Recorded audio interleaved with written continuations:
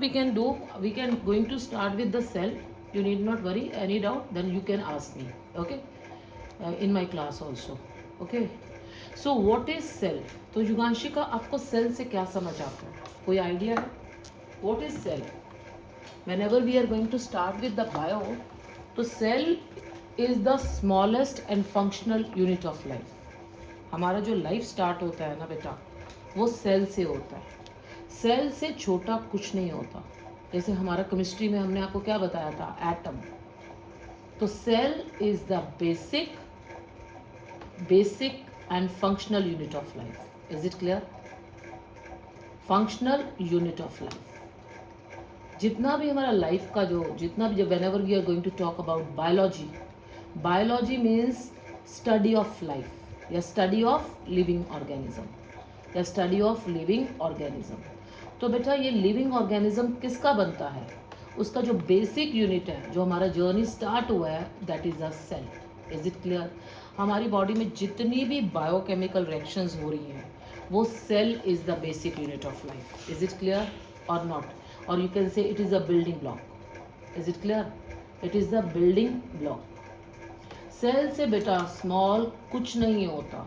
और अगर आप बोलोगे cell can combine to form what, because जब भी हमें बायो को अंडरस्टैंड करना है तो हमें ये जर्नी को अंडरस्टैंड करना है. तो सेल कंबाइन करके क्या बनता है Yuganshika? Can you please tell me? Tissue.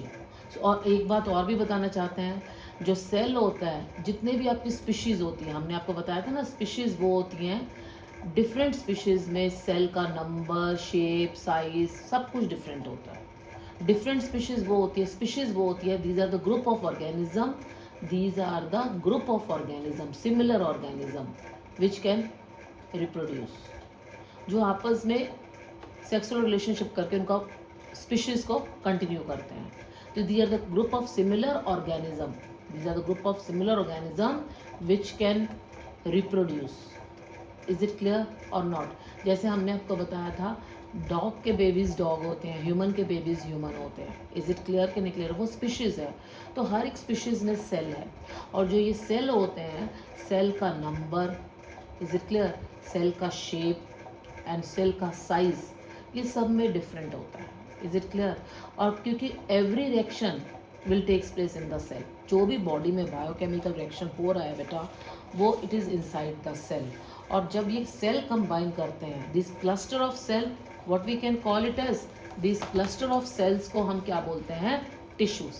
Is it clear? Cell can combine, this cluster of cell will make tissues. Is it clear? Can you clear?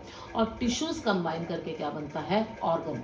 Tissues will combine to make organ. जैसे for example liver organ, आपका जो liver organ है, आपका heart organ है ना, they are all made up of cell, because basic unit तो cell है. और ऑर्गन्स कभी भी इंडिपेंडेंट नहीं काम करता. Organ will combine, it will work in association with other organs, it will make a organ system, जैसे हार्ट सिस्टम, लिवर सिस्टम. तो बेटा ये जितने भी आपके सिस्टम्स हैं, लिवर कभी अकेला काम नहीं करता, it is work in association with others. तो ऑर्गन सिस्टम जो है वो कंबाइन करके क्या बन जाता है? Complete organism. Is it clear? Can you clear? जैसे you are a organism. Now the next question, cell is very important. जो है cell is very very important, because cell जो है it is the basic unit of life. Is it clear? Unit of life. और जो आप कहोगे कि ma'am cell का टाइप्स करेंगे, सेल हमारा 2 टाइप्स का होता है. Is it clear? One is prokaryotic cell, one is prokaryotic cell and one is eukaryotic cell. Eukaryotic cell. अभी आपका क्वेश्चन आएगा कि मैम जो ये प्रोकैरियोटिक सेल होते हैं, P means primitive. Primitive, primitive मतलब जितने भी आपके ओल्ड ऑर्गेनिजम्स थे, है ना, जैसे बैक्टीरिया, जिनका फॉर्मेशन सबसे पहले हुआ, फॉर एग्जांपल बैक्टीरिया. तो बैक्टीरिया में कौन से सेल प्रेजेंट होते हैं? That is the prokaryotic. और जो भी आपके कॉम्प्लेक्स मल्टीसेलुलर ऑर्गेनिजम्स हैं, these are the new cell. तो इनको हम यूकैरियोटिक सेल्स बोलते हैं. These are the, you can say, new cell. वो किस में प्रेजेंट होते हैं? यू कैन से प्लांट्स और एनिमल्स. Is it clear? और अब आप मुझसे पूछोगे तो what is the difference between this prokaryotic and eukaryotic cell? बेटा जब भी हम प्रोकैरियोटिक की सेल की बात करते हैं, ठीक है, या first of all I am going to talk about the eukaryotic cell. जितना भी सेल होता है, जब हम बोलते हैं कि यूकैरियोटिक सेल वो सेल होते हैं जिसमें एक आउटर कवरिंग होती है जिसको आप सेल मेम्ब्रेन बोलते हैं। क्या बोलते हैं? Cell membrane. सेल मेम्ब्रेन का अनदर नेम है which is called as plasma membrane. उसको हम प्लाज्मा मेम्ब्रेन भी बोलते हैं। एक बाउंड्री वॉल्स होती है और उसके अंदर एक फ्लूइड होता है that is called as the cytoplasm. Clear? और उसमें एक सेंटर में एक ऑर्गेनेलिज होती है, उसको इस सेंटर में उसको हम न्यूक्लियस बोलते हैं। There is a well defined boundaries and nucleus is very very very important because ये जो न्यूक्लियस होता है it will control the activity of the cell. And what is inside the nucleus? जो न्यूक्लियस के अंदर बेटा हमारा जेनेटिक मटेरियल होता है। अब आप बोलोगे जेनेटिक मटेरियल क्या होता है? Means you can say it is a genes. अभी हम आपको एक्सप्लेन करेंगे क्योंकि genes are very very important because हमने आपको बताया था लाइफ प्रोसेस में वन जीन वन एंजाइम बनाता है और जो भी हमारा बॉडी का फंक्शनिंग होता है उनको एंजाइम्स करते हैं। Because what are the enzymes? Enzymes are the biocatalyst. Enzymes are the biocatalyst which can speed up the reaction, without itself being consumed in the reaction, which can speed up the reaction without itself being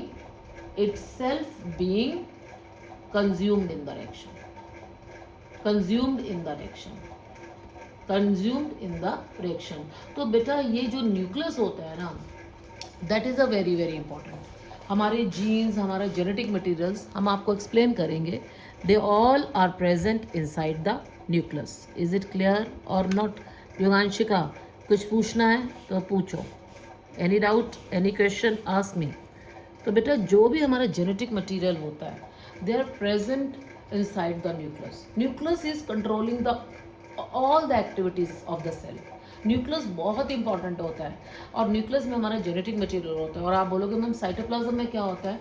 cytoplasm में हमारी बहुत सारी organelles होती हैं। जितनी भी cell में organelles होती है ना, जिनका डिफरेंट डिफरेंट फंक्शंस होता है, जो हम लेटर डिस्कस करेंगे। जैसे आपका माइटोकॉन्ड्रिया है जो हमारा रेस्पिरेशन कंट्रोल करता है, हमारा एंडोप्लाज्मिक रेटिकुलम है। So there are so many cell organelles. Cell में बहुत सारी ऑर्गेनेलिज होती हैं जिनको हम सेल ऑर्गेनेलिज बोलते हैं। So these cell organelles are present inside the cytoplasm. Is it clear? Can you clear?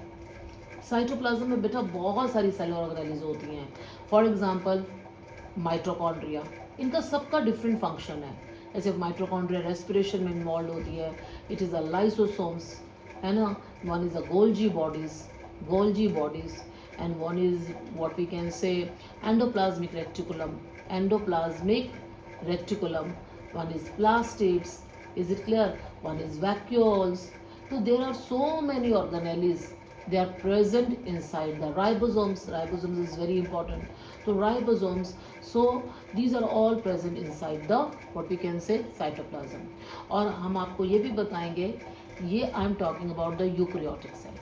जो भी आपके यूकैरियोटिक सेल्स होते हैं, यूकैरियोटिक सेल का सबसे इम्पॉर्टेंट बात होता है, यूकैरियोटिक सेल का सबसे जो इम्पॉर्टेंट पॉइंट है that eukaryotic cell has a well defined nucleus. It has a well defined nucleus क्योंकि nucleus is very important. Nucleus is also called as the heart of the cell. कुछ लोग बोलते हैं it is called as the heart of the cell. In some books it was written it is called as the brain of the cell। is it clear? Can you clear? बेटा nucleus बहुत important है because जितना भी हमारा jeans होगा, jeans क्योंकि gene ही आपका enzymes बनाता है और जो हमारी बॉडी की एक्टिविटीज़ को कंट्रोल करता है वो न्यूक्लियस होता है। तो न्यूक्लियस बहुत इंपॉर्टेंट है। और जो जितना भी cell organelles, many cell organelles are present in the eukaryotic cell, are present in the eukaryotic cell. Eukaryotic cell में तो बहुत सारी सेल ऑर्गेनेलिज होती हैं और एक सेल एक इंडिपेंडेंट यूनिट होता है बिकॉज सेल जो होता है ना वो एक इंडिपेंडेंट यूनिट होता है। अब आप बोलोगे मैम इंडिपेंडेंट यूनिट कैसे होता है? Because in cell there is a division of labour. एक क्वेश्चन आता है कि डिवीजन ऑफ लेबर का मतलब क्या होता है। डिवीजन ऑफ लेबर का मतलब ये होता है बेटा, सेल में एक डिफरेंट डिफरेंट ऑर्गेनाइज होती हैं जिनका डिफरेंट फंक्शंस होता है। जैसे आपके घर में डिवीजन ऑफ लेबर होता है, आपकी मम्मी इज़ डूइंग जॉब, आपकी मम्मी बोलती है ना you have to take care Yuganshika, आपको डस्टिंग करना है, आई प्रिपेयर द फूड, है ना, papa will bring the food. So आपका घर में सब काम डिफाइन होता है, then we all can do ना। तो सेल में भी जितना भी ऑर्गेनाइज होता है उनका डिवीजन ऑफ लेबर होता है। कोई रेस्पिरेशन करता है, कोई न्यूट्रिशन में इन्वॉल्व होता है, कोई एक्सक्रीशन में इन्वॉल्व होता है, कोई फूड स्टोरेज करता है। तो सब ऑर्गेनाइज का डिफरेंट फंक्शंस होता है, क्योंकि ऑर्गेनाइज के रोल हम आपको बाद में बताएंगे। Because today my topic is, हम आपको न्यूक्लियस के बारे में बताएंगे और साइटोप्लाज्म के बारे में बताएंगे। Is it clear? और अभी तक हमने ये बताया कि प्रोक्रियोटिक सेल जो होते हैं प्रिमिटिव सेल, और यूक्रियोटिक सेल्स आते हैं न्यू सेल्स, जिसमें हमारा प्लांट्स और एनिमल्स आता है। और यूक्रियोटिक सेल्स का सबसे इंपॉर्टेंट है, it has a well defined nucleus, because nucleus contain are genes, and genes will, one gene can make one enzyme. और एंजाइम हमारी बॉडी में जितनी भी रिएक्शंस होती हैं उसमें हमारा enzymes is involve. Enzymes are specific in nature, specific reactions के लिए specific enzyme is present. Specific reaction has specific enzyme. Is it clear or not? Specific enzyme you can say. Now the question is, अगर आप बोलोगे कि ma'am eukaryotic cell में एक हमारा plants आता है और एक हमारा एनिमल्स आता है, is it clear? So what is the difference, main difference between plants and animals? Whenever we are going to talk about eukaryotic cell में, because it is unicellular also, ये सिंगल सेल भी होता है और it is multi cellular organism, ठीक है। तो अगर आप बोलोगे कि मैम उसमें हमारा क्या आता है, और it is a multi cellular also, multi cellular, एक मल्टी सेलुलर ऑर्गेनिजम्स होते हैं जिसमें आपका यूक्रियोटिक सेल्स प्रेजेंट होता है, ठीक है। और यूनिसेलुलर ऑर्गेनिज्म में हमारा eukaryotic cell, because eukaryotic cells वो होते हैं जिसमें वेल डिफाइंड न्यूक्लियस होता है। Is it clear? Because nucleus में हमारा जेनेटिक मटेरियल है। अगर आप बोलोगे मैम यूनिसेलुलर ऑर्गेनिज्म कौन होते हैं जिसमें वेल डिफाइंड न्यूक्लियस होता है, which is single cell, one is amoeba, you can say amoeba, paramecium, you have to learn these names, and euglena. clear? अगर हम मल्टीसेलुलर ऑर्गेनिजम्स का बात करते हैं तो we can talk about plants and animals, और ह्यूमन एक animal है। Is it clear? So multicellular means we are made up of many cell. Clear? और अगर आप बोलोगे कि ma'am what is the difference between plants and animals, बेटा जो प्लांट्स होता है ना, प्लांट्स में एक आउटर कवरिंग भी होती है जिसको हम सेल वॉल बोलते हैं। क्या बोलते हैं? Cell wall. और फिर उसके inside the cell wall you have a cell membrane. Clear? और सेल मेम्ब्रेन जो होती है बेटा उसको हम प्लाज्मा मेम्ब्रेन भी बोलते हैं, प्लाज्मा मेम्ब्रेन। और it is semi permeable, this membrane is semi permeable, everything can not pass through it. Is it clear? Semi permeable का मतलब होता है कुछ कुछ पास करता है। और inside this cell membrane you have a cytoplasm, और साइटोप्लाज्म में हमारा सेल ऑर्गेनेलिज होता है, बहुत सारा सेल ऑर्गेनेलिज होता है। जैसे मैंने बताया mitochondria, lysosome, Golgi bodies, every cell organelles is present in the cytoplasm. So this is about you can say plant cell. Plant cell में एक एक्स्ट्रा वॉल होती है, protection wall, that is a cell wall, और one is cell membrane जिसको हम plasma membrane भी बोलते हैं। और inside this we have a big nucleus. Is it clear? है ना? तो उसमें एक वैक्यूल होता है, basically this is a vacuole, है ना, और एक न्यूक्लियस इज ऑल्सो देयर, ठीक है। अगर आप बोलोगे कि मैम प्लांट के अलावा एनिमल सेल में क्या होता है, एनिमल सेल में सिर्फ एक ही प्रोटेक्शन वॉल होती है। Is it clear? Animal cell, हम इसकी डिटेलिंग करेंगे बट अभी एक ब्रीफिंग कर रहे हैं।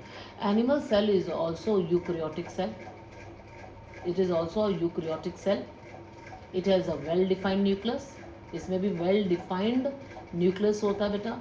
और इसका सिर्फ एक ही वॉल होता है जिसको हम सेल मेम्ब्रेन बोलते हैं। क्या बोलते हैं? Cell membrane. Is it clear और नॉट? तो जो भी आपका आउटर कवरिंग होता है ना, that is called as the cell membrane. और इनसाइड द सेल मेम्ब्रेन इसको हम प्लाज्मा मेम्ब्रेन भी बोलते हैं, प्लाज्मा मेम्ब्रेन। और इसके अंदर क्या होता है? We have a fluid that is called as the cytoplasm, and centrally placed nucleus is there. Is it clear? और न्यूक्लियस में हमने क्या बताया, our genetic material is there. Clear? Can you clear? और जितना भी सेल ऑर्गेनेलिज होता है it is present in the cytoplasm. Clear और not? Any doubt? So next question. अब now you are going to ask me कि ma'am जो आपने हमें बताया, first of all I am going to talk about nucleus. First of all, I'm going to talk about nucleus because nucleus is a very very important. और अगर हम prokaryotic cell का बात करते हैं, चलो पहले हम आपको प्रोकैरियोटिक सेल का बात करते हैं. जो भी प्रोकैरियोटिक सेल होता है it has no well defined nucleus. No well defined nucleus. इसमें कोई भी न्यूक्लियस नहीं होता. न्यूक्लियस एक सेपरेट वॉल नहीं होता. और अगर आप हमसे पूछेंगे कि मैम फिर इनका जेनेटिक मटेरियल कहाँ प्रेजेंट होता है, देयर जेनेटिक मटेरियल कहाँ प्रेजेंट होता है, genetic no it has no well defined nucleus. इसमें न्यूक्लियस होता है नहीं. तो genetic material is present anywhere in the cytoplasm. जैसे कहीं भी आप थ्रो कर दो, it is present anywhere in the cytoplasm. Is it clear कि नहीं क्लियर? वो साइटोप्लाज्म में पड़ा होता है बेटा. उसके पास कोई सेपरेट रूम तो होता ही नहीं. It is this is a prokaryotic cell. जो वो इंटेंगल जेनेटिक मटेरियल होता है ना, it is a thread like structure. It can be present anywhere in the cytoplasm. और उसको हम क्या बोलते हैं, कहीं पे भी पड़ा होता है उसको हम न्यूक्लॉइड बोलते हैं. उसके जेनेटिक मटेरियल को न्यूक्लॉइड बोलते हैं. That is a very important question. Many schools ask this question. वो बोलते हैं कि genetic material is present anywhere in the cytoplasm. और the genetic material of prokaryotic cell को फिर क्या बोलते हैं, the genetic material of prokaryotic cell, of prokaryotic cell, prokaryotic cell, this is called as the nucleoid. उसको हम क्या बोलते हैं, न्यूक्लॉइड. वो कहते हैं I don't have any separate boundaries. उसके पास कोई भी सेपरेट रूम नहीं था, जैसे हमारे यूकैरियोटिक सेल में होता है. यूकैरियोटिक सेल में वेल डिफाइंड एक रूम होता है, उसको हम न्यूक्लियस बोलते हैं. उसके पास कोई सेपरेट रूम नहीं होता. It is present anywhere in the cytoplasm. तो प्रोकैरियोटिक सेल के जेनेटिक मटेरियल को हम न्यूक्लॉइड्स बोलते हैं. और अगर आप बोलोगे मैं प्रोकैरियोटिक सेल में, prokaryotic cells is very simple. Prokaryotic cells हमेशा जितने भी ऑर्गेनिजम्स होते हैं they are unicellular. Is it clear? Single cell होते हैं. और अगर आप इफ़ यू आस्क क्वेश्चन, और उसमें जो सेल ऑर्गेनेलिज होते हैं ना बेटा, वेरी फ्यू है ना. No cell organelles, you can say no cell organelles present except ribosomes. Except ribosomes, उसमें सिर्फ राइबोसोम्स होता है बेटा. It is very simple. It is unicellular, single cell होते हैं. कोई सेल ऑर्गेनेलिज नहीं होती बेटा. उनके पास न्यूक्लियस भी नहीं होता. बस उनके पास जेनेटिक मटेरियल होता है, बिकॉज उनको भी तो जीन्स चाहिए to control the activity of the cell. और उनका जो जेनेटिक मटेरियल होता है वो भी बहुत सिंपल होता है. Is it clear? Can you clear? So no cell organelles in this you can say prokaryotic cell. Is it clear? उसमें कोई सेल ऑर्गेनेलिज नहीं होती एक्सेप्ट राइबोसोम्स. और जितने भी जो भी आपके यूकैरियोटिक सेल्स होंगे, अगर आप बोलोगे कि eukaryotic cells are very simple cell, आपके जितने भी prokaryotic cells are very simple cell. Is it clear? Can you clear? They have no cell organelles. Is it clear? कि एक्सेप्ट राइबोसोम्स. और उनके जेनेटिक मटेरियल को हम क्या बोलते हैं, nucleoid. Eukaryotic cell are complex, prokaryotic cells are simple. If your teacher is going to ask you what is the difference between eukaryotic and prokaryotic cell, so what do you say? What do you say? What is the difference between?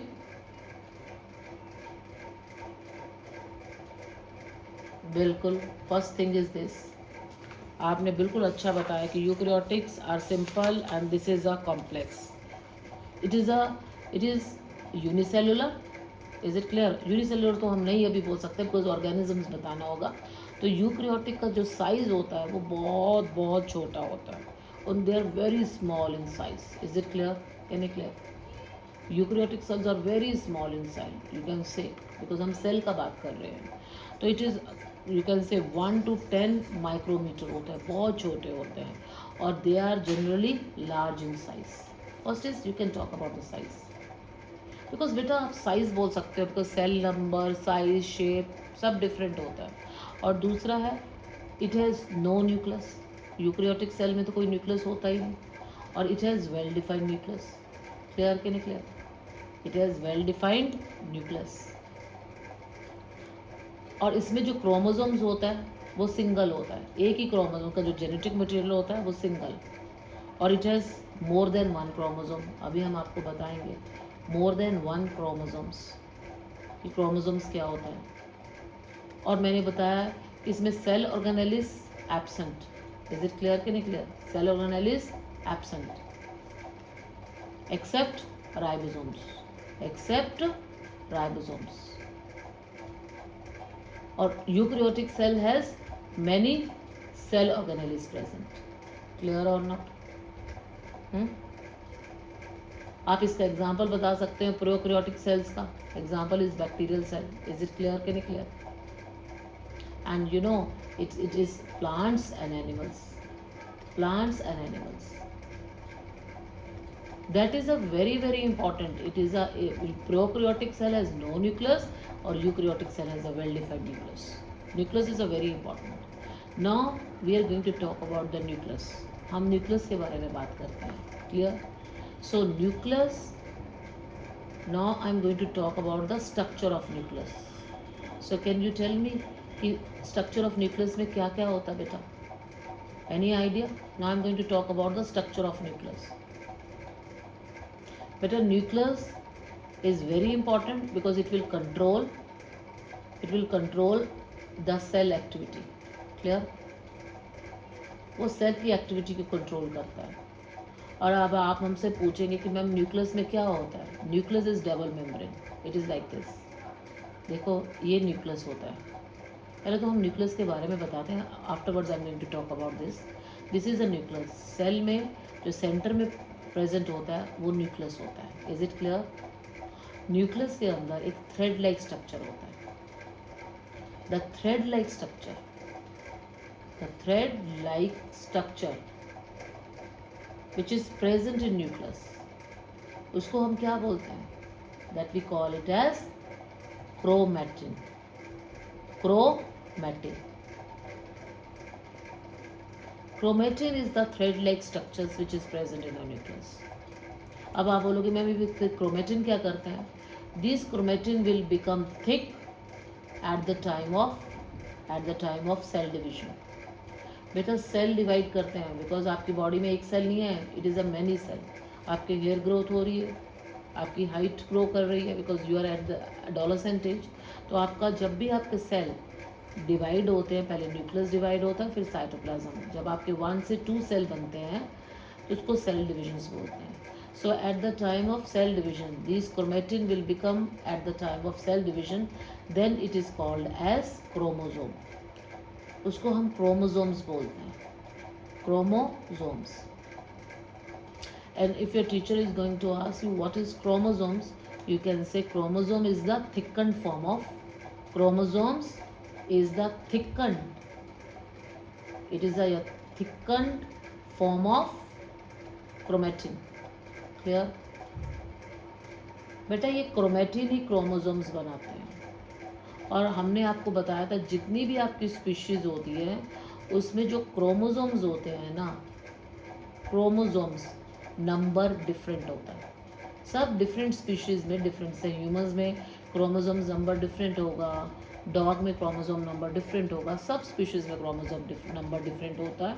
और जो ये chromosomes होते हैं ना बेटा, इनका एक duplicate होता है, means they are present always in pair. ये पेयर में प्रेजेंट होते हैं बेटा, हर एक क्रोमोसोम का एक डुप्लीकेट होता है। For example I will take the example of human. अगर मैं ह्यूमन स्पीशीज़ का एग्जाम्पल लेती हूँ, because we are a human, हम humans में how many chromosomes are present in human? Yuganshika, we have a 46 chromosome number. Is it clear? हमारे में 46 chromosome number है and it is present in 23 pair. जैसे आपका socks का pair होता है ना, आप 46 को 2 से डिवाइड करेंगे तो we have a 23 पेयर। हर एक क्रोमोसोम नंबर जो होता है वो सब में डिफरेंट होता है। इज़ इट क्लियर कि नहीं क्लियर? आई थिंक डॉग में 38 पेयर होते हैं, या 39 पेयर होते हैं, you just check with it ना। तो जितने भी स्पीशीज़ होते हैं ना उसमें क्रोमोसोम नंबर डिफरेंट होता है। जैसे हम ह्यूमन का एग्जांपल लेते हैं, हमारे में 46 क्रोमोसोम्स हैं और वो 23 पेयर में है। देखो इट इज़ लाइक दिस, देखो this is a chromosome, this is a first pair, likewise this is a second pair, है ना। So on we have a 23 pair of chromosomes. These are chromosomes. This is the first pair. This is the second pair of chromosomes. It is called as the 23rd pair of chromosomes. Clear? So आप में chromosomes, और आपको पता है आपको ये एक chromosome आपको पापा से मिला है और एक क्रोमोसोम नंबर आपको मम्मा से मिला है. And these two are called as the homologous chromosomes. Homologous chromosomes, जिसके बारे में हम बहुत डिटेल आपको 10th में बताएंगे. क्लियर? और अगर आप बोलोगे मैम फिर ये क्रोमोसोम्स पे क्या होता है, बेटा जो हमारे क्रोमोसोम्स होते हैं ना उनके ऊपर एक बीड लाइक स्ट्रक्चर्स होता है. The Beed like structures, this is the Beed like structures present on the chromosome. Beed like structure, is it clear? which is present on chromosome, present on chromosomes, उसको हम क्या बोलते हैं, जीन. और inside gene we have a DNA. तो बेटा जो gene होता है वो डीएनए बनाता है, और you can say inside genes we have a DNA and the actual genetic material is, जो हमारा एक्चुअल जेनेटिक मटेरियल होता है ना बेटा वो हमारा डीएनए होता है, which can pass on in the form of gene. आपको मम्मी पापा से जीन मिलता है बेटा. We are talking about the gene. Gene के अंदर डीएनए होता है. डीएनए के बारे में हम 11th-12th में डिस्कस करते हैं. और अगर आपसे डीएनए का अगर आप फुल फॉर्म पूछेंगे तो DNA is deoxy ribo nucleic acid. Is it clear? Yuganshika, we only know about the genes बेटा. हमारा जितना भी क्रोमोसोम्स होता है ना, बीड लाइक स्ट्रक्चर्स होता है, उनको जीन्स बोलते हैं. और हमारे क्रोमोसोम्स पे बहुत सारे जीन्स होते हैं, बिकॉज ये जो जीन्स होते हैं दैट विल मेक एंजाइम्स, ये ही हमारी बॉडी की एक्टिविटीज़ को कंट्रोल करते हैं. तो you have many bead like structures present on the chromosome, that is called as gene. Gene के अंदर हमारा डीएनए होता है, और जो डीएनए होता है it is the actual genetic material which can pass on from generation to generation in the form of gene. और the full form of the DNA is called as the deoxy ribo nucleic acid. तो इस journey में again एक हम recap करते हैं. जब भी आपका न्यूक्लियस होता है, न्यूक्लियस के अंदर बेटा जो थ्रेड लाइक स्ट्रक्चर्स होता है, the thread like structure which is present in the nucleus, उसको हम क्या बोलते हैं, that is chromatin. बहुत स्टूडेंट्स को confusion होता है. and these chromatin will become thick at the time of cell division. जब वो सेल डिवीजन के वक्त ये थिक हो जाते हैं बेटा, तो उसको हम क्रोमोसोम्स बोलते हैं. और हमने बोला क्रोमोसोम्स हमेशा पेयर में होते हैं. जैसे ह्यूमन में we have a 46 chromosomes, 46 chromosomes number, and it is present in 23 pair. और उस पेयर में एक आपको पापा से मिला है बेटा, आपको एक मम्मा से. उसका डिटेलिंग हम 10th में करेंगे. और क्रोमोसोम्स के ऊपर जो बीड लाइक स्ट्रक्चर्स होता है, बीड लाइक स्ट्रक्चर, उसको हम क्या बोलते हैं, जीन. क्या बोलते हैं, जीन. और inside gene we have a DNA. अब आप बोलोगे मैम थोड़ा सा और डिटेलिंग करते हैं. अब आप कहोगे कि मैम डीएनए से क्या बनता है. बेटा डीएनए से फर्स्ट ऑफ ऑल डीएनए बनता है. उस प्रोसेस को हम क्या बोलते हैं, रेप्लिकेशन. अब आप मुझसे पूछोगे मैम डीएनए से क्या बनता है, मैसेंजर आरएनए. ठीक है, that process is called as the transcription. और बेटा आपके ये दो प्रोसेस, रेप्लिकेशन एंड ट्रांसक्रिप्शन, ये हमारा सेल के न्यूक्लियस में these two activities are taking place in the cell nucleus. और उसके बाद जो mRNA होता है इसको हम बोलते हैं मैसेंजर आरएनए. ये मैसेज इनकोड करता है, मैसेंजर आरएनए. तो आरएनए का फुल फॉर्म होता है it is a ribo nucleic acid. और these mRNA will come outside. बेटा ये साइटोप्लाज्म में आता है mRNA, और फिर इस mRNA का क्या बनता है, इस mRNA से, ये मैं बोला ना, ये डिटेल्स आपकी हायर क्लासेस में, it will make the proteins. Is it clear और नॉट? और आप बोलोगे कि मैम ऑल एंजाइम्स, जितना भी एंजाइम्स होता है, बिकॉज एंजाइम हमारी बॉडी का फंक्शनिंग करता है ना, हमने आपको लाइफ प्रोसेस में भी बताया, all enzymes are protein in nature. Is it clear? Can it clear? और ये जो mRNA से प्रोटीन बनता है, इस प्रोसेस को हम बोलते हैं ट्रांसलेशन। तो बेटा जो ये ट्रांसलेशन होता है वो सेल के साइटोप्लाज्म में होता है, जो हमारा प्रोटीन बनाता है। और प्रोटीन बनाने के लिए कौन सा सेल ऑर्गेनेलिस चाहिए? ऑर्गेनेलिस के बारे में देखो, हर एक ऑर्गेनेली का रोल होगा, that is a ribosomes. Ribosome is a very important organelles which has a role in the formation of protein, because हमारी बॉडी में जितना भी एंजाइम्स होता है they are protein in nature, इसलिए हम राइबोसोम्स को कहते हैं। Ribosome is also called as the protein factory of the cell. Is it clear? Protein factory of the cell. Is it clear? Is it clear? तो ribosome एक ऐसी organelles होती है जो प्रोटीन बनाने में, और इन अ वे हम क्या बोलते हैं, जीन से क्या बनता है बेटा? प्रोटीन। और वो प्रोटीन जो होता है वो एक एंजाइम होता है, because all enzymes are protein in nature. Any doubt? Any question? बेटा it is a very very very important. एक एंजाइम एक जीन से बनता है, और वो जीन कहाँ पर होते हैं? अभी हमने बताया न्यूक्लियस में। और ये कैस्केड होता है जो आप हायर क्लासेस में करेंगे कि डीएनए टू डीएनए रेप्लिकेशन, फिर डीएनए से मैसेंजर आरएनए बनता है, और मैसेंजर आरएनए से आपका प्रोटीन बनता है। Is it clear Yuganshika? Any question? तो now I am going to talk about, थोड़ा सा स्ट्रक्चर बताएंगे। तो what is the structure of nucleus? ये तो हमने आपको बताया कि न्यूक्लियस की क्या क्या फंक्शन करता है बेटा। तो स्ट्रक्चर ऑफ न्यूक्लियस ये होता है, nucleus is a double membrane बेटा, वैसे करके डबल मेम्ब्रेन होता है। Is it clear? और उसके अंदर ये पोर्स होते हैं, है ना, तो दिस आर द पोर्स, है ना। न्यूक्लियस इज डबल मेम्ब्रेन, ठीक है। तो दिस इज देखो डबल मेम्ब्रेन, है ना। और ये न्यूक्लियस के बाहर देखो ऐसे करके क्या होता है, this is called as the endoplasmic reticulum. देखो this is called as the endoplasmic reticulum. ये न्यूक्लियस होता है और ये न्यूक्लियर मेम्ब्रेन होती है बेटा।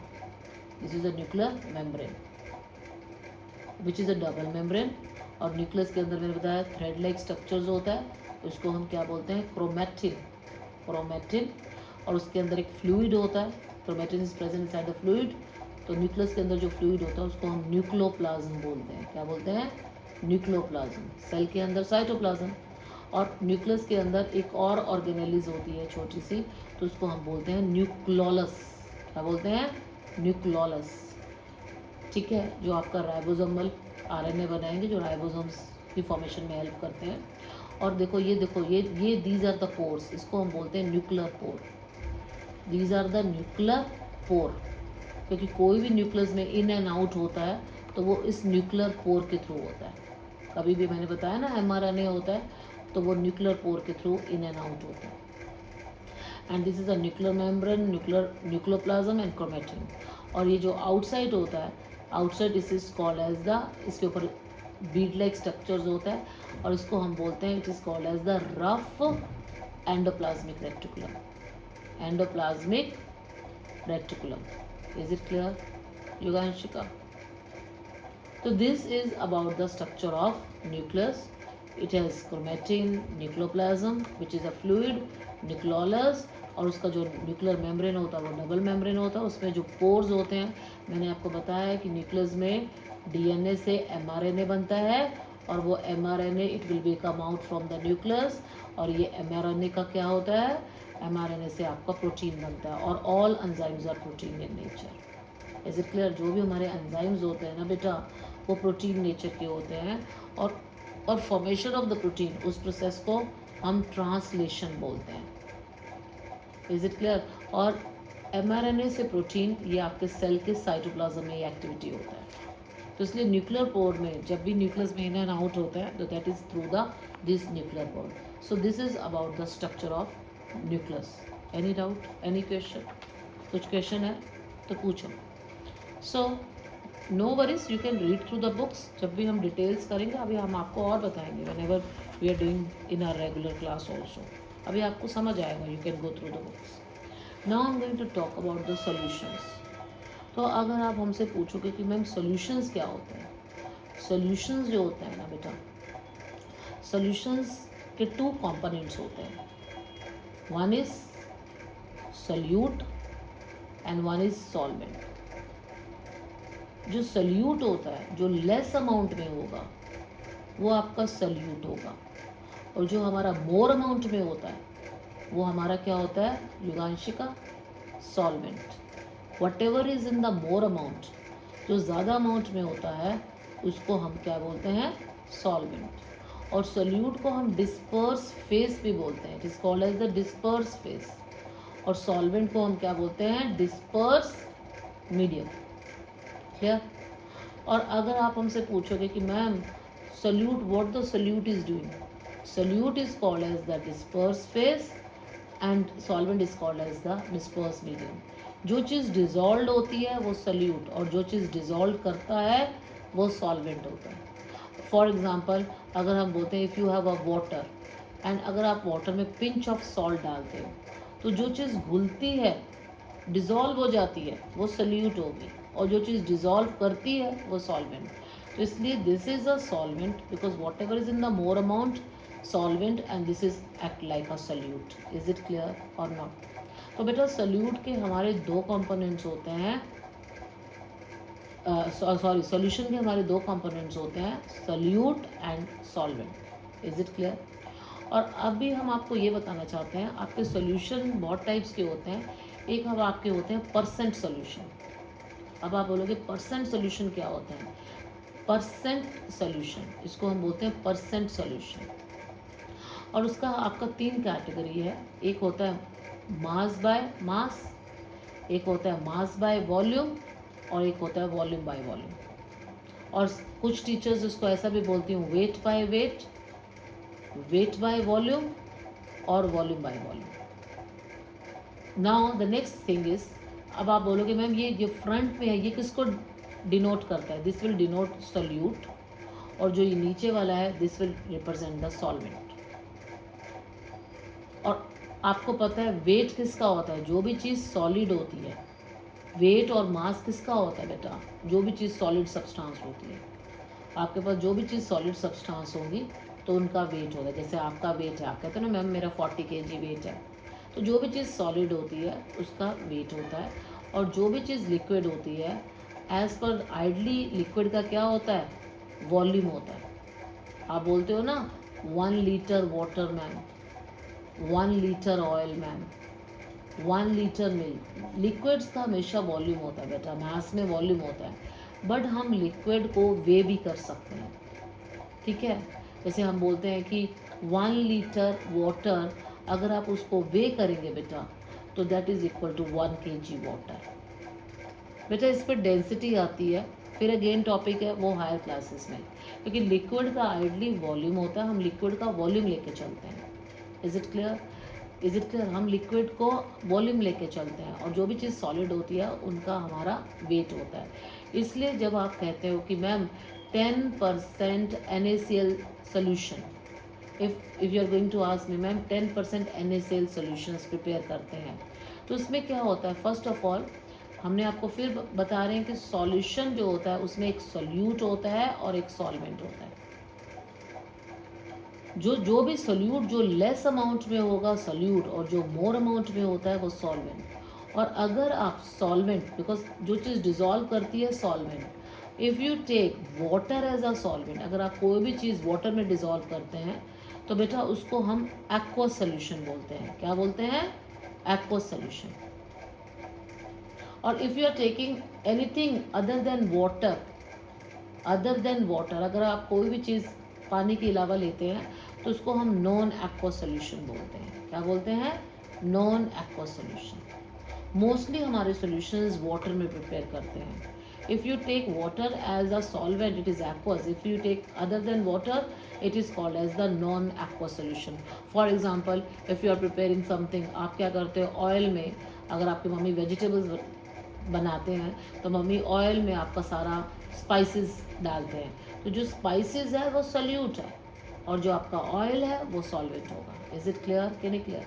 तो ये नॉन एक्वस सोल्यूशन है, ठीक है। और मोस्टली जितने भी हमारे सोल्यूशन बनते हैं they are always aqueous solution. Teachers बोलेंगे एक्वस सोल्यूशंस क्या होते हैं? Where you take water as a solvent. Clear और नॉट? Yuganshika, any question? जब आप पानी को सॉल्वेंट लेते हैं, अगर आप बोलोगे कि मैम जैसे हमने आपको बताया कि परसेंट सोल्यूशन में, जब हमने आपको बताया परसेंट मीन्स आउट ऑफ 100, आप दोनों को मिक्स करके 100 होना चाहिए, मतलब सोल्यूट और सॉल्वेंट को मिक्स करके आपका जो अमाउंट होना चाहिए वो 100। जैसे उसमें हमने बताया एक वेट बाय वेट होते हैं, एक वेट बाय वॉल्यूम होते हैं और एक वॉल्यूम बाय वॉल्यूम। ये वॉल्यूम बाय वॉल्यूम इन दोनों लिक्विड है, सोल्यूट और solvent both are liquid. Weight and volume means solute is solid and solvent is liquid, and weight by weight both are solid. Is it clear? weight हमेशा solid का होता है। जैसे for example if your teacher is going to say कि 10% NaCl solutions prepare करते हैं, तो 10% NaCl का सोल्यूशन का मतलब क्या है? 10% मीन्स दोनों को मिक्स करके आपका 100 होना चाहिए। इट मीन्स आप 10 ग्राम NaCl वे करें, बेटा आप उसमें कितना वाटर डालेंगे सो दैट दोनों को मिक्स करके if you mix both the amount is 100 ml solution। clear? Because आपको पता है कि जो सॉल्ट होता है वो सॉलिड होता है, सॉल्ट इज सॉलिड, इसलिए हमने उसका वेट ग्राम में लिया है। और जो वाटर होगा जो आपका वो सॉल्वेंट का काम करेगा बेटा, उसका हमेशा वॉल्यूम होता है। तो इसलिए आप कितना मिक्स करेंगे सो दैट दोनों को मिक्स करके 100 ml सोल्यूशन बनना चाहिए। तो आप बोलोगे 10 ग्राम से I put 90 ml water. Is it clear? To make a 100 ml, because percent का मीनिंग ये होता है कि दोनों सोल्यूट और सॉल्वेंट को मिक्स करके आपका जो अमाउंट होना चाहिए वो 100 ml सोल्यूशंस बनना चाहिए। और अभी this is a 100 ml। Is it clear कि नहीं क्लियर? युगांशिका, और युगांशिका जब भी हम सोल्यूशंस की बात करेंगे ना, तो आपका जो अभी बायो में हम सोल्यूशंस बात करेंगे तो सोल्यूशंस वो लिक्विड फॉर्म में हमारे प्रिपेयर होंगे। क्लियर और नॉट? Is it clear? और सोल्यूशन एक मिक्सचर भी है, क्योंकि हमने आपको बताया था केमिस्ट्री में इसमें जो सोल्यूट और सॉल्वेंट होते हैं वो केमिकली रिएक्ट नहीं करते, उनमें नो केमिकल रिएक्शन, वो फिजिकली मिक्स करते हैं। क्लियर? उनका आइडेंटिटी होता है।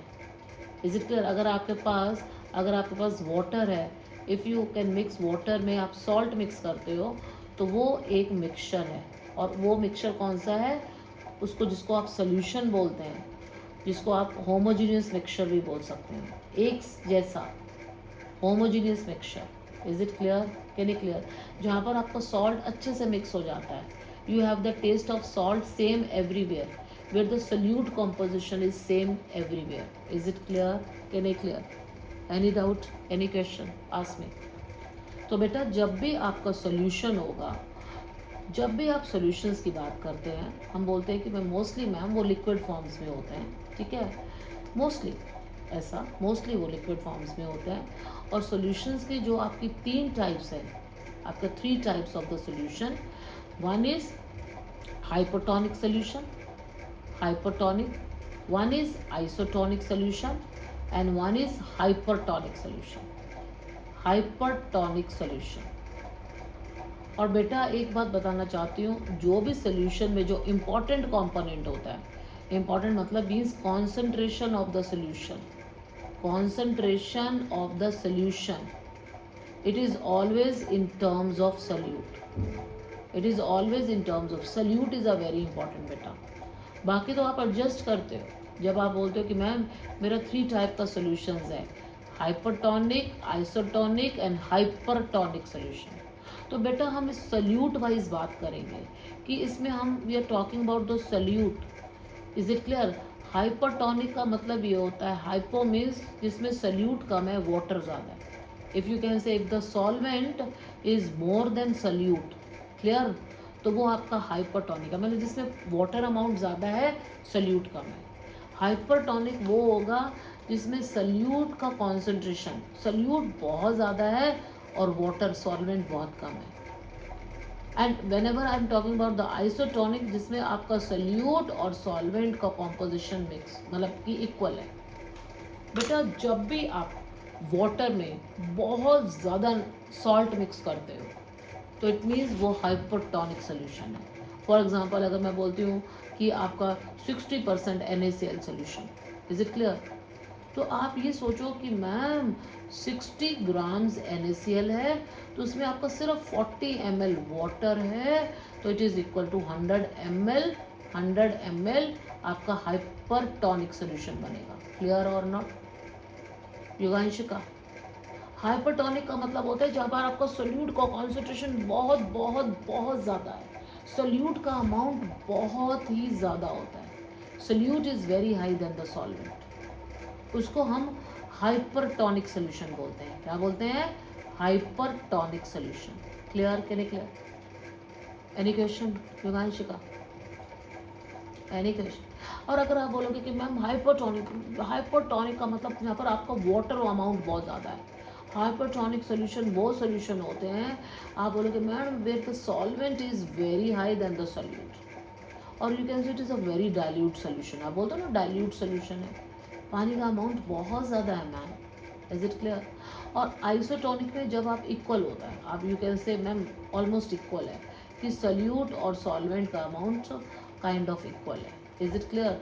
तो वो आपके आइसोटोनिक होते हैं। क्लियर और not? So now before going to talk about the two property, solution का हम टू प्रॉपर्टी है, सोल्यूशन टू प्रॉपर्टी शो करता है, ठीक है? One is osmosis and one is diffusion. Clear और नॉट?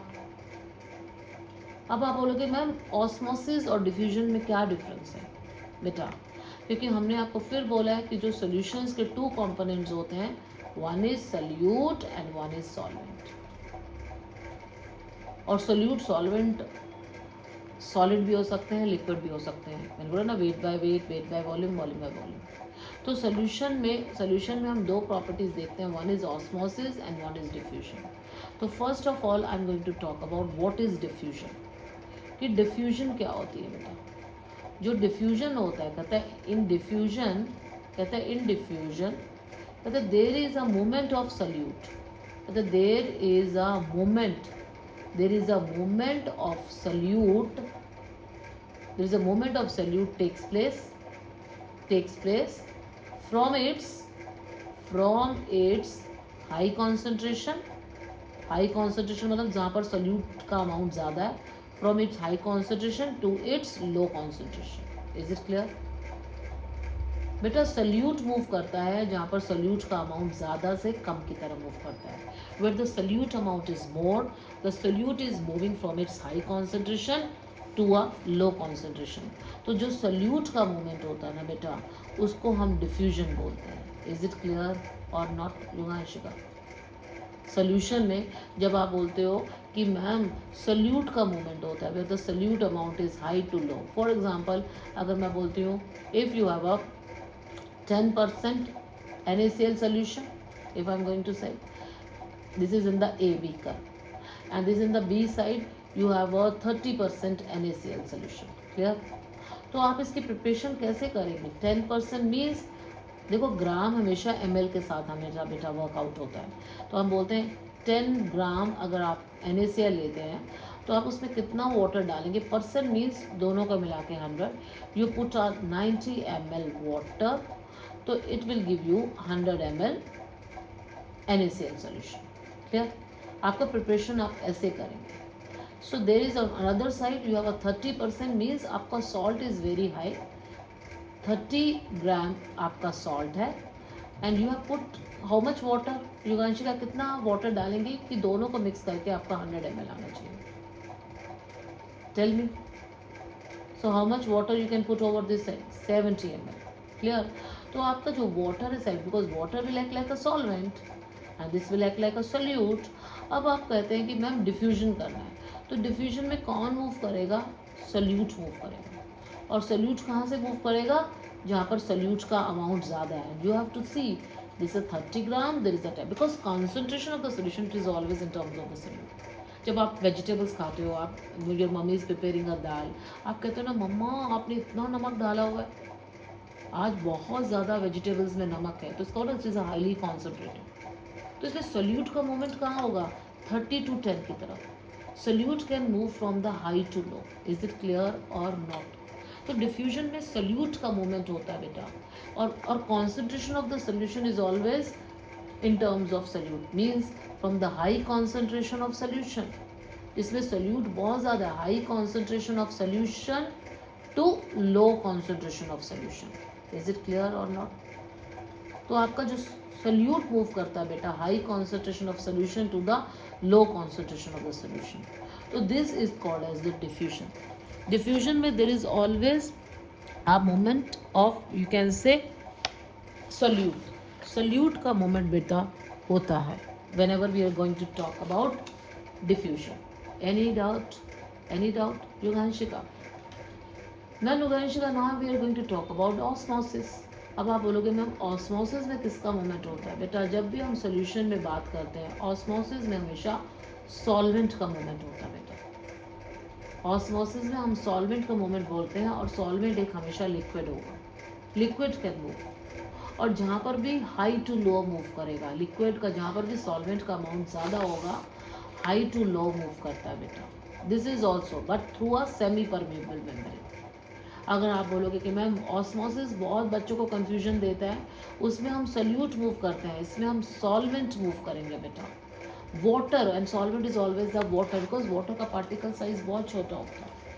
जैसे अगर आप कहते हो कि ma'am if you are preparing some what we can say chai, अगर आप चाय बनाते हो तो आप उसको सीव से चाय को फिल्टर करते हैं ना, है ना, तो आप वो एक सेमी परमेबल मेम्ब्रेन होती है. आप बोलोगे मैम ऑस्मोसिस में क्या होता है? First of all I am going to talk about the definition of osmosis. कहते हैं इन ऑस्मोसिस कहते there is a movement of, there is a movement of solvent can be a liquid, or you can say example is water, from its high concentration to its low concentration. Is it clear? To its low concentration. बेटा जब आपका water move करता है through a semi permeable membrane,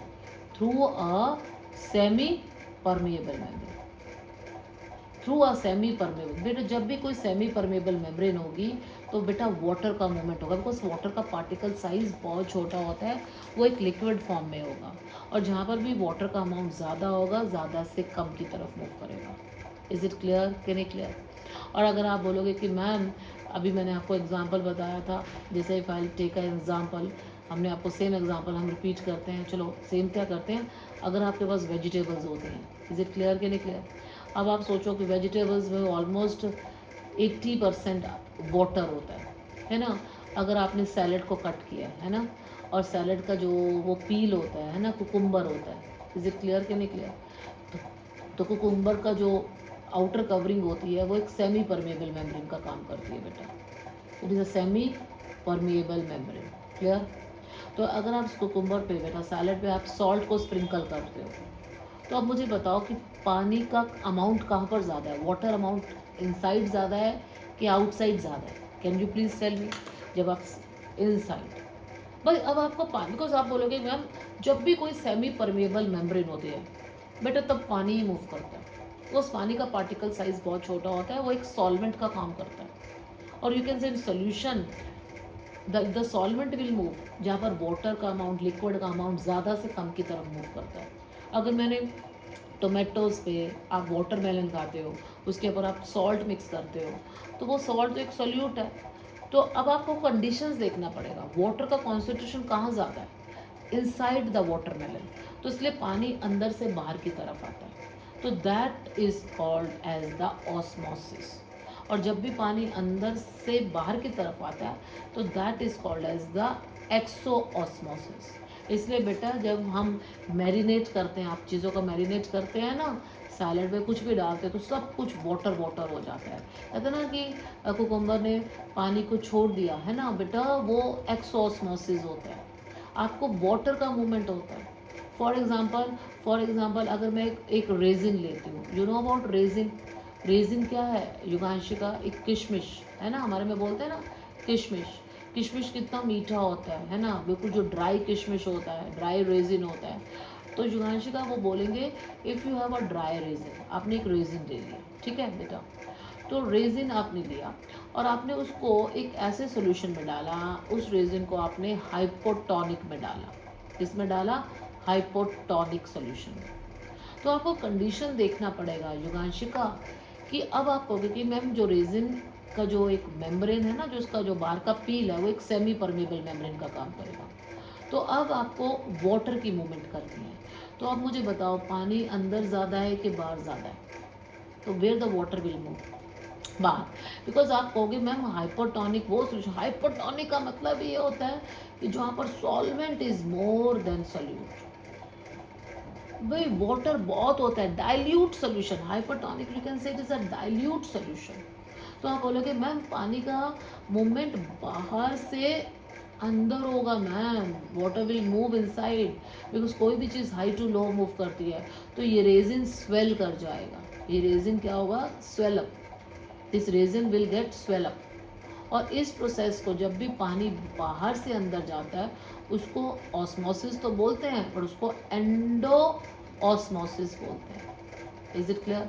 क्योंकि osmosis का आपको दो type है बेटा, osmosis is of two type, एक होता है endo osmosis, one is endo osmosis, clear और not, and one is ex osmosis, clear और not, is it clear Yuganshika? Endo osmosis का मतलब होता है जब कोई भी चीज़ बाहर से सेल के अंदर जाती है, is it clear, it will move inside the cell. और एक्सोऑस्मोसिस का मतलब होता है जब कोई भी चीज़ सेल के अंदर से बाहर जाता है बेटा, एक्सटर्नल, इज इट क्लियर और नॉट। तो अभी हमने आपको रेजिन का एग्जांपल दिया, अगर आपने उसको हाइपोटोनिक में डाला है तो आपको बताना पड़ेगा ma'am endosmosis will takes place, water का जब भी सेमी परमेबल मेम्ब्रेन आएगी तो सॉल्वेंट मूव करेगा और आपको वो देखना पड़ेगा सॉल्वेंट का अमाउंट कहाँ पर ज़्यादा है। तो आप हाइपोटोनिक में the solvent is moving inside endosmosis and the resin will get swell up, is it clear कि नहीं क्लियर? तो अभी युगांशिका माय क्वेश्चन टू यू कि अगर ये स्वेल रेजिन, अगर आपके पास ये स्वेल रेजिन है ना, आप उस रेजिन को अगर आप if you can put it in a hypertonic solution तो क्या होगा बेटा, आपने ये स्वेल रेजिन लिया है ना जिसमें पानी खूब सारा बेटा भर चुका है, तो अगर आप उसको, बाहर का कंडीशंस क्या है, hypertonic solution, now you can put it in a hypertonic solution, तो अब आप बताएंगे कि वाटर का मूवमेंट कहाँ होगा, यस, बिकॉज आप बोलोगे मैम हाइपरसोनिक मतलब बाहर का कंडीशन कि बाहर सोल्यूट बहुत ज़्यादा है मैम, सॉल्वेंट बहुत कम है, पानी बाहर बहुत कम है, inside water is more, outside water is less, तो वाटर का मूवमेंट अब अंदर से बेटा बाहर होगा, pani is moving from the inside to outside, तो उस प्रोसेस को हम बोलते हैं एक्स ऑस्मोसिस, क्लियर और not? That is a very important, you have to use this terms. और थोड़ा सा रेजिन का साइज थोड़ा सा छोटा हो जाएगा, क्लियर और नॉट?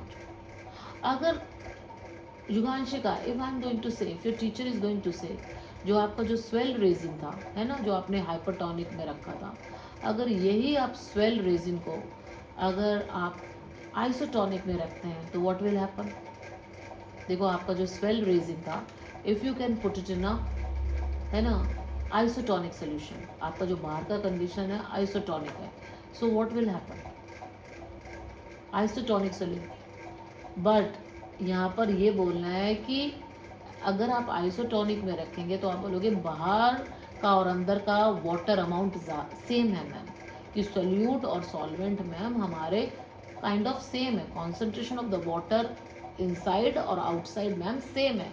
तो आपने बिल्कुल ठीक बोला कि there is no change in size, आपका आंसर ये होगा ma'am there is no change in size of raisin, उस रेजिन के साइज में चेंज नहीं होगा, बट क्या कोई मूवमेंट होगा पानी का, is there any movement of water takes place, what do you say? Isotonic में ये क्वेश्चन बहुत आता है, is there any movement, is there any movement of solvent takes place, tell me, क्या सॉल्वेंट का मूवमेंट होगा, is there any movement of solvent, yes और no? No, this is a wrong answer. Is there any movement of solvent takes place? आप बोलते हो no. No. Yes, there is a movement of solvent takes place, but जितना पानी अंदर से बाहर आएगा उतना पानी बाहर से अंदर जाएगा. बेटा बेटा आइसोटोनिक में एक इक्विलिब्रियम होता है. बहुत स्टूडेंट्स को प्रॉब्लम होता है. सब स्टूडेंट्स बोलते हैं कि मैम आइसोटोनिक में size, no change in size, water movement नहीं होगा. सब स्टूडेंट्स बोलते हैं वाटर का मूवमेंट होता है, क्योंकि जितना पानी बाहर से अंदर जाता है उतना पानी अंदर से बाहर आता है. तो there is no change in size of raisin, that is a true. But is there any movement of what solvent takes place or water takes place? You can say yes, because the rate of endoosmosis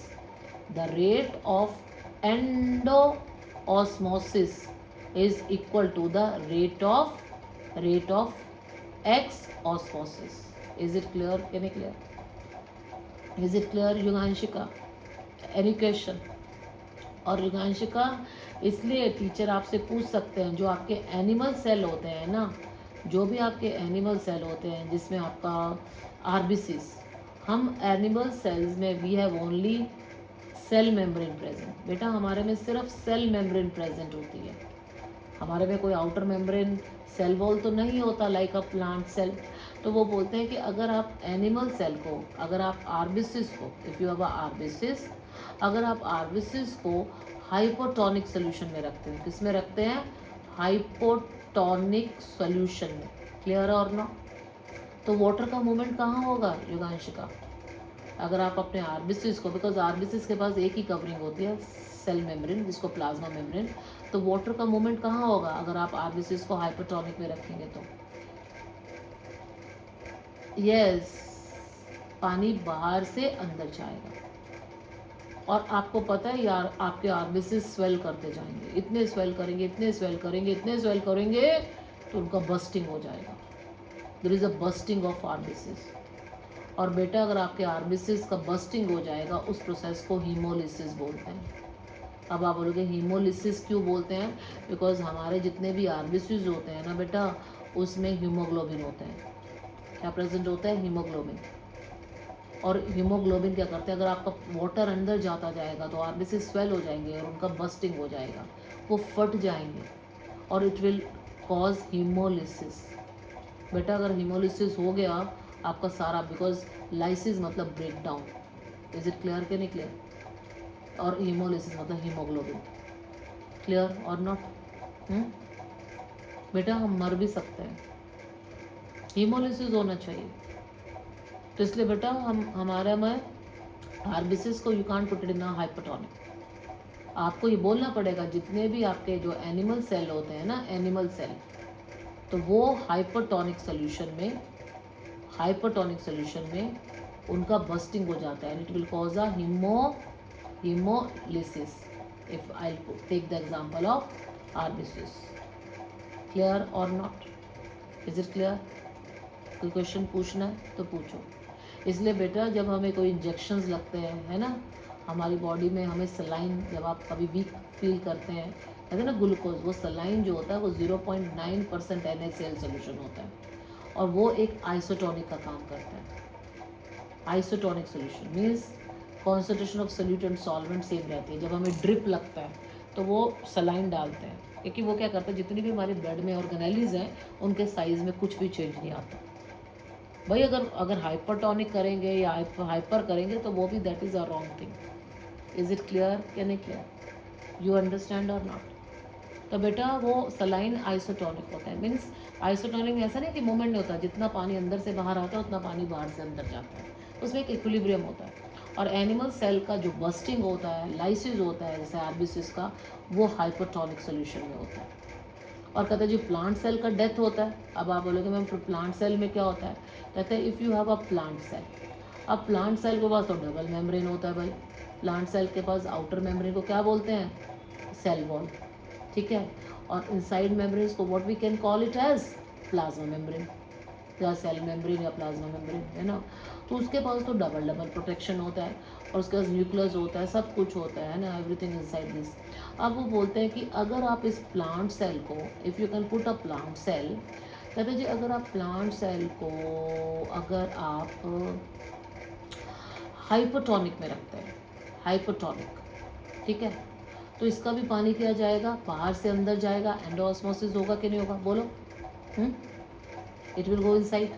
but problem होती है ये burst नहीं होता है, क्योंकि अगर इनका size बढ़ता है ना, देखो no doubt there is a increase in the size. जब अगर इनका साइज़ इंक्रीज होगा ना, वो युगांशी का प्रॉब्लम क्या होता है, इनका जो सेल वॉल होता है ना वो उनको प्रोटेक्ट करता है, क्योंकि इनका इनका नो डाउट इनका साइज़ बिग हो जाएगा, इनका साइज़ बहुत बिग हो जाता है इनसाइड, क्लियर। बट ये कहते हैं हमें बाहर जाने दो, बाहर जाने दो। और इनका जो सेल वॉल होता है ना, सेल वॉल एक टर्गर प्रेशर, टर्गर प्रेशर, वो एक टर्गर प्रेशर कहता है नहीं जाने दूंगा, वो एक ऑपोजिट प्रेशर जनरेट करता है। तो इसलिए इनके साइज़ में ये बर्स्ट नहीं होते। जैसे अगर आप कहते हैं मम्मी मुझे बाहर जाने दो, मम्मी कहती नहीं जाने देना, तो एक ऑपोजिट प्रेशर प्रोवाइड करते हैं। तो इसलिए अगर हम प्लांट सेल को हाइपरटोनिक में रखते हैं तो there is no bursting, clear कि नहीं क्लियर, वो बर्स्ट नहीं होता है, because it is due to the turgor pressure, उसको बोलते हैं टर्गर प्रेशर। तो इसका जो सेल वॉल होता है ना वो एक ऑपोजिट प्रेशर जनरेट करता है, उसको टर्गर प्रेशर बोलते हैं। तो वो जो उसको बर्स्ट नहीं करने देता due to turgor pressure provided by the cell wall. Is it clear और नॉट? तो there is no bursting, clear कि नहीं क्लियर? और अगर आपके प्लांट सेल है, that is a very important question, अगर आप प्लांट सेल को हाइपरटोनिक में रखते हो तो अभी क्या होगा? अगर आप हाइपरटोनिक में रख दे, मैंने बोला ना प्लांट सेल का एक आउटर कवरिंग होता है और एक इनसाइड होता है, क्लियर युगांश का, है ना? तो this is a cell wall and this is a cell membrane, clear और नॉट? तो अगर आप उस प्लांट सेल को, अगर आपने एक बाहर का कंडीशंस कौन सा दे दिया, हाइपरटोनिक, क्या दे दिया, हाइपरटोनिक, तो बेटा जो पानी होगा ना वो अंदर से बाहर आएगा, clear, water movement will takes place. तो वो क्या होगा, उसकी जो शेल मेम्ब्रेन होगी ना, सेल वो मेम्ब्रेन सॉरी, वो श्रिंक कर जाएगी, वो shrink shrink shrink shrink shrink shrink shrink shrink shrink shrink और वो बिल्कुल मर जाता है, कहते हैं ना वो उसका घुट जाता है, वो श्रिंक होती जाती है, श्रिंक होती जाती है, because it is doing the hypertonic में वो एक्स ऑस्मोसिस करेगा और उसकी जो सेल मेम्ब्रेन होती है ना वो श्रिंक हो जाती है बेटा, और वो एकदम उसकी क्या हो जाती है, श्रिंकेज के कारण उसकी प्लाज्मा मेम्ब्रेन भी बोलते हैं उसको, बोलते हैं उसकी श्रिंकेज के कारण उसकी प्लाज्मा मेम्ब्रेन उसका डेथ हो जाता है, देयर इज अ श्रिंकेज, उसको बोलते हैं प्लास्मोलिसिस, क्या बोलते हैं, प्लास्मोलिसिस। तो इसलिए बेटा उल्टा चलता है कि एनिमल सेल का जो डेथ होता है, एनिमल सेल हाइपरटोनिक में मर जाते हैं, ऐसे सोचो, क्लियर कि नहीं क्लियर, उसमें उनका हीमोलिसिस होता है, क्लियर। और प्लांट सेल का जो डेथ होता है, प्लांट सेल को हाइपरटोनिक में डेथ हो जाता है, तो ये क्वेश्चन पूछा जाता है, तो उसको प्लाज्मोलिसिस बोलते हैं, क्लियर और नॉट? और एक बात आपको और भी बताना चाहती हूँ, जो भी ये डिफ्यूजन्स होता है, ये आप कहते हो ऑस्मोसिस, इज इट क्लियर कि नहीं क्लियर, this is the property shown by the living cell, ये लिविंग सेल शो करते हैं बेटा, लिविंग, अगर आप कहोगे लिविंग प्लांट सेल, क्लियर कि नहीं क्लियर। अगर आप इनको बॉईल कर लेते हैं, अगर आप डिस्पोज करो, आपने कोई आपने लीफ को बॉईल कर लिया, नहीं आया, तो फिर उनका डेथ हो जाता है बेटा, इज इट क्लियर कि नहीं क्लियर। So no diffusion and no osmosis, that you need to remember, clear और नॉट? तो ये लिविंग सेल्स करते हैं बेटा, डेड सेल नहीं करते हैं। तो फॉर एग्जाम्पल एक एग्जाम्पल बताऊँ, आप पोटैटो लेते हो कि नहीं लेते हो? आप उस पोटैटो के ऊपर सॉल्ट स्प्रिंकल करो तो वो क्या करेगा, सारा प्लेट में पानी आ जाएगा, आ जाएगा नहीं आ जाएगा, दैट इज एक्स ऑस्मोसिस, है ना, क्योंकि वो ऑस्मोसिस करेगा, एक्स ऑस्मोसिस, क्लियर और नॉट। और अगर यही पोटैटो को आप बॉइल्ड कर लो, आप बॉइल्ड पोटैटो ले लो, क्लियर युगांशिका, और आप उस बॉइल्ड पोटैटो में अगर आप सॉल्ट को स्प्रिंकल करते हो तो there is no exosmosis, नहीं आया कि नहीं आया। जब आप बॉइल्ड पोटैटो में अगर आप नमक डालते हो ना तो Yuganshika, it will not show any osmosis, there is no movement of water takes place, is it clear कि नहीं क्लियर। क्योंकि जब हम पोटैटो को बॉइल्ड कर देते हैं ना तो उनमें osmosis and diffusion can be shown by the living cell. ये आपका एक्टिविटी है एनसीईआरटी में, तो आप क्वेश्चंस देखना. Is it clear? So this is all about solution and nucleus and cytoplasm, prokaryotic and eukaryotic cell.